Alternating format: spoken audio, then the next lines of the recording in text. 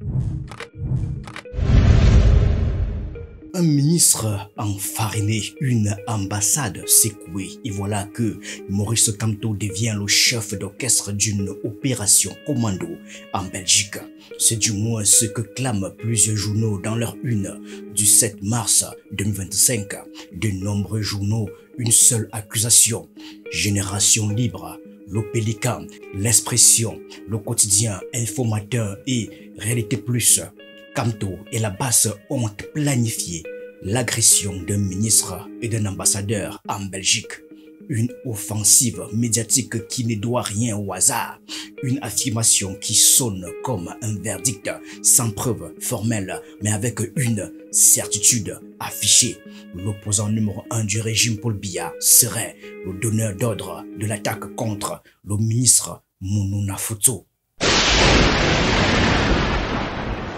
À 7 mois de l'élection présidentielle de 2025, le pouvoir cherche-t-il à préparer le terrain pour éliminer son principal adversaire?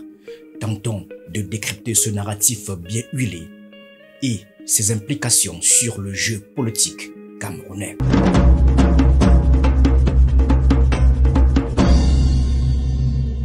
Que s'est-il réellement passé à Bruxelles? La brigade anti-Sadinard, la BAS, connue pour ses actions spectaculaires contre les représentants du régime en diaspora, a mené une nouvelle offensive. Mounouna Fouto, ministre de la Jeunesse et de l'Éducation physique en visite en Belgique, a été violemment prise à partie et enfarinée par des activistes.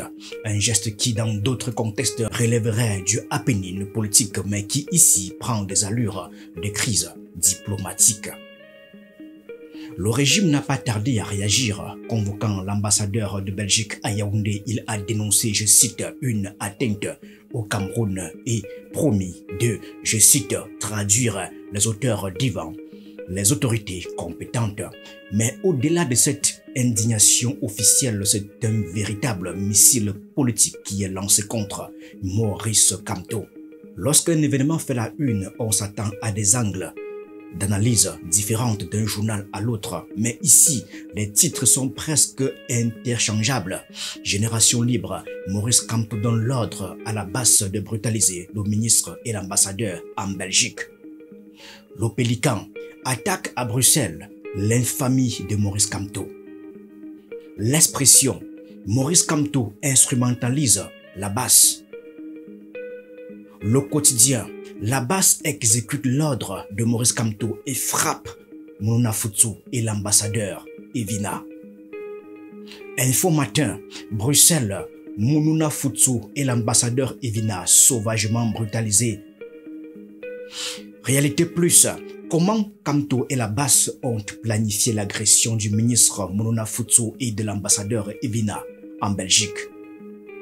C'est terrible. Même accusation, même construction, même tonalité, une culpabilité affirmée sans preuve formelle.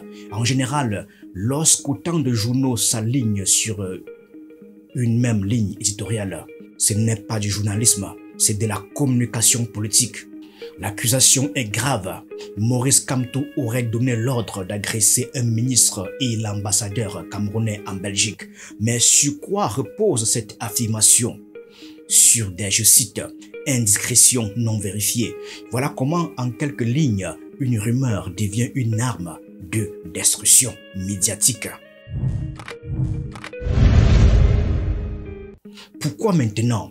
Pourquoi cette campagne soudaine contre Maurice Kamto alors que la base n'en est pas à sa première action de ce type?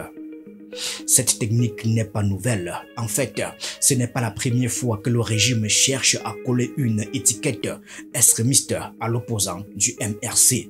Déjà, en 2019, après les manifestations post-électorales, les marches dites blanches, Kamto avait été accusé de vouloir, je cite, déstabiliser le Cameroun.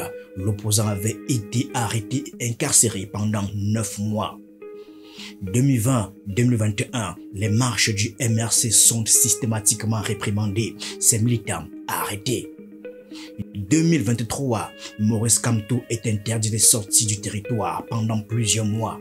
À chaque fois, le régime fabrique une narration alarmiste pour justifier des mesures répressives.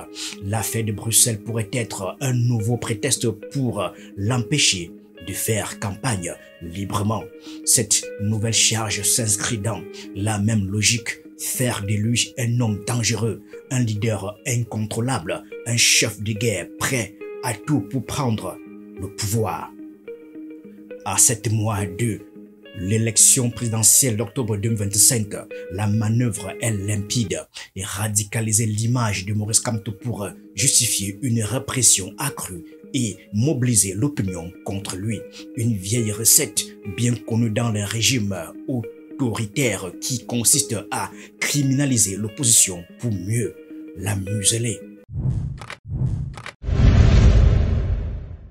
Depuis sa création, la brigade anti-Sardinard, la BAS, se présente comme une force de contestation populaire contre le régime Paul Biya. Manifestations, boycott des événements officiels, harcèlement des dignitaires du régime à l'étranger. Ces méthodes sont souvent musclées, voire controversées. Mais est-ce réellement sous les ordres de Maurice Kamto? Rien ne l'indique. Officiellement, le MRC n'a jamais revendiqué des liens directs avec la BAS. Récemment encore, Maurice Kamto disait ne pas reconnaître la BAS. Pourtant, le pouvoir joue sur l'amalgame. Pourquoi? Parce que la BAS incarne une forme de colère brute incontrôlable qui peut effrayer une partie de l'opinion. L'associé à Kamto permet donc de le présenter comme un agitateur dangereux plutôt que comme un opposant structuré. Pour autant, la question de la violence dans la contestation politique reste posée. Lancer de la farine sur un ministre est-il une action légitime ou une faute politique? La frontière est mince entre la protestation symbolique et l'agression politique, et le régime sait parfaitement exploiter cette ambiguïté pour se poser en victime. Le rôle des médias pro-régime dans cette affaire est crucial. Ces journaux ne se contentent pas de rapporter l'incident, ils lui donnent une orientation précise. Kamto, instigateur des violences. Cette mécanique n'a rien d'innocent.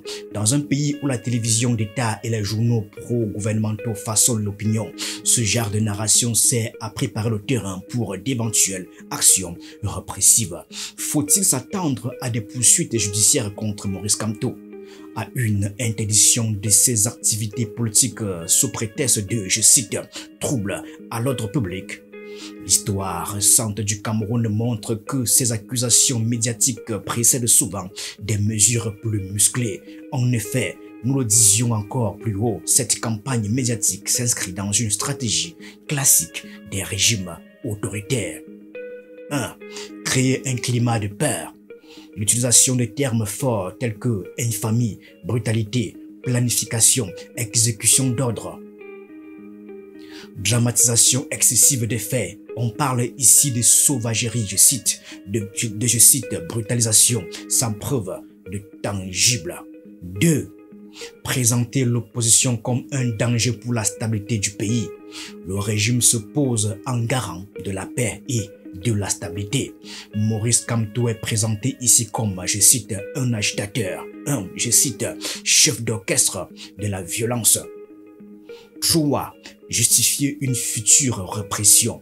L'accusation prépare l'opinion à accepter de nouvelles interdictions de meetings, des arrestations des militants, voire une nouvelle détention de Maurice Kamto lui-même.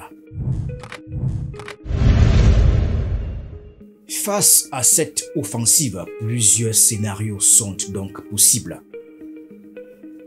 1. Un durcissement des mesures contre le MRC, interdiction des manifestations, surveillance accrue des cadres du parti, possible arrestation des militants pour, je cite, troubles à l'ordre public. 2. Une instrumentalisation judiciaire. L'État peut lancer une procédure judiciaire contre Maurice Kamto sur la base de ces accusations. Le but serait de le neutraliser avant 2025.